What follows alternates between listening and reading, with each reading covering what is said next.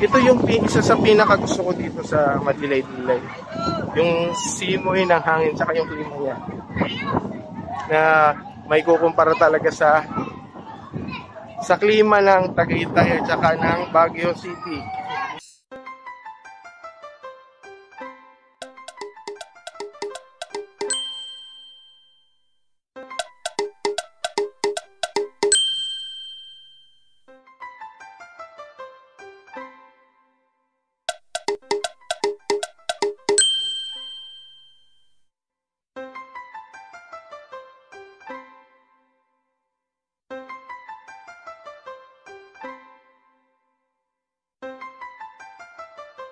Welcome to Biyahe ni Marcus at ito ang ikatlong araw ng ating proyekto, ang Puso ng Pasko dito sa Madilay-Dilay, Tanay, Rizal.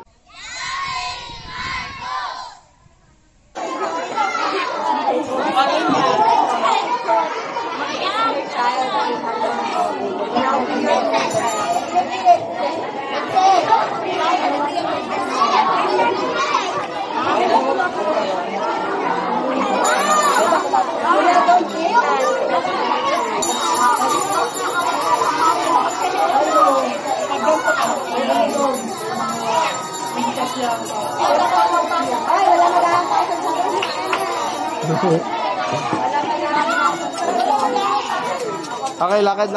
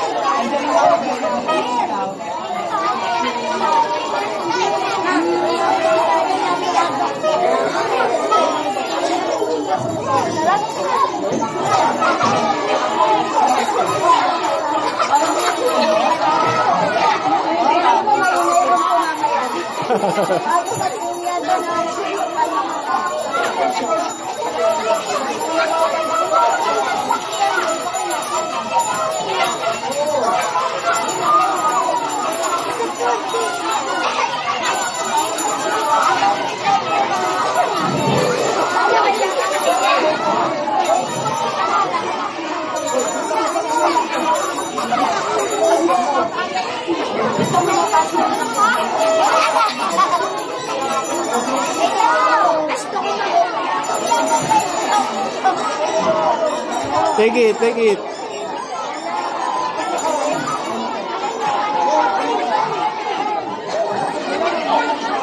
it.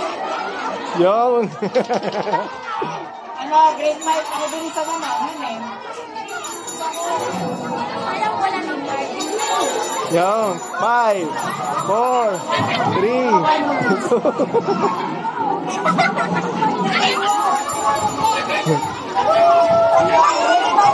5, 4, 3. Bilang kayo. 5, 4, 3.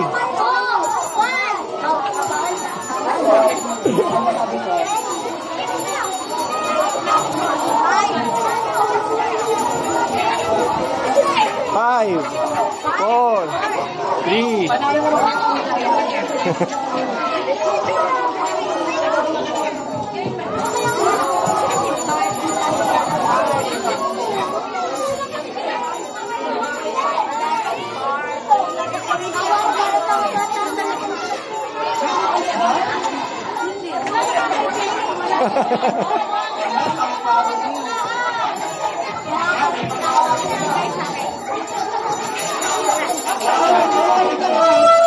Ala, yan na.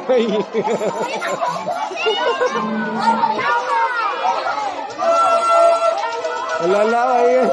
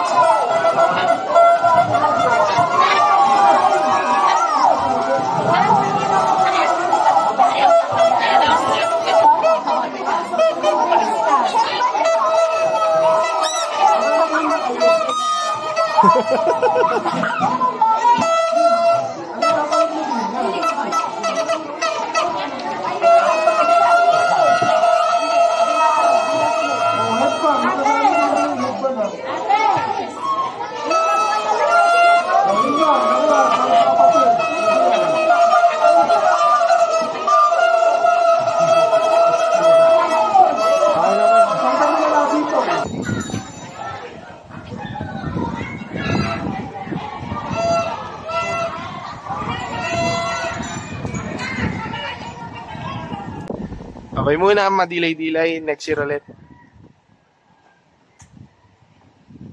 Yan. So much fun and so much enjoy to be here again. Kahit pa ulit-ulit tayong bumisita dito, mahirap man yung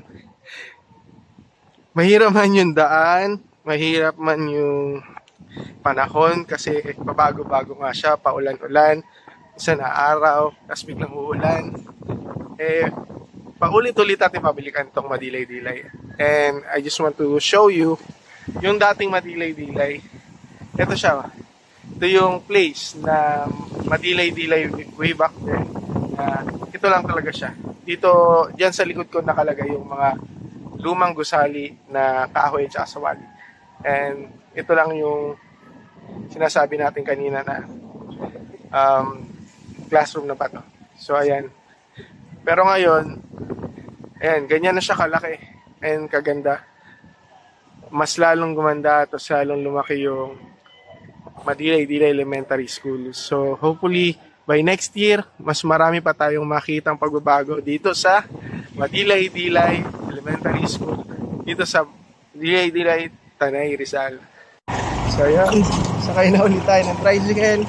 Palabas ng Madilay-Dilay. Punta doon sa Sampaloc. Para sumakay naman papunta sa bayan. Then, after yung bayan, sasakay tayo pauwi na ng Manila.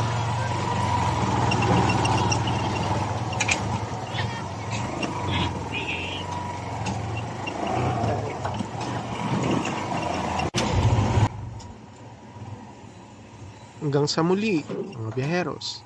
At ito, ang biyahe ni Marcus.